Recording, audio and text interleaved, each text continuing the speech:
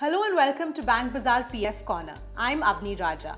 Today we're going to be talking about the National Pension Scheme or the NPS, which is the retirement cum tax saving product. The NPS funds are managed by fund houses such as ICICI, HDFC, Reliance, UTI, LIC, etc. and are regulated by the Pension Fund Regulator PFRDA. So here's how it works. The NPS is essentially a defined contribution pension system that mandates that you invest at least 6,000 rupees every year until the age of 60. And as an NPS subscriber, you have the option of investing in three different funds. So those with a higher risk appetite should opt for equity-oriented funds, but these will invest only in Nifty 50 stocks and the equity exposure is capped at 50%. So what you need to remember is that your returns will not be on par with ELSS but will be lower than that. For those with a slightly lower risk appetite should invest in bond funds. Now these are less risky since they invest in bonds issued by the government PSUs as well as private companies.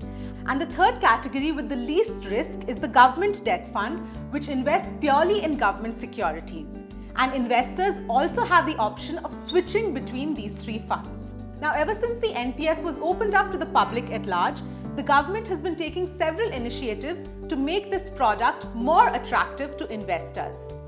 On the taxation front, there are two major benefits that you can get. First of all, you can get an additional tax deduction of 50,000 if you opt for the NPS. So you can either invest an additional 50,000 after exhausting your ATC deduction limit of 1.5 lakhs, or you can invest 2 lakhs entirely into NPS. The second benefit was announced in this year's budget.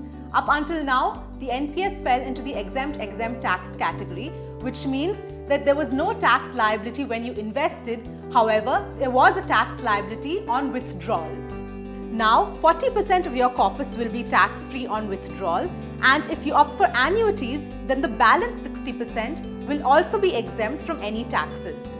This has brought the NPS closer to products such as the EPF or the PPF, which are completely tax-exempt on withdrawal. Take a look at how the returns of the NPS stack up.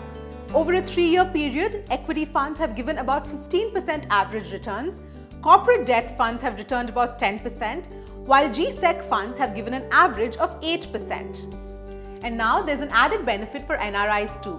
The government has opened the option of e-NPS, which means NRIs who have a PAN or an Aadhaar card can invest in the NPS online without physically filling up any forms. So the NPS is an ideal fit for your retirement portfolio, especially if you have exhausted all your other ATC investment avenues. But remember, don't invest in any financial product as a result of tax saving alone. Always go with your financial goals and invest accordingly. Do write into us if you have any questions or comments and we'll answer them. Thanks so much for watching.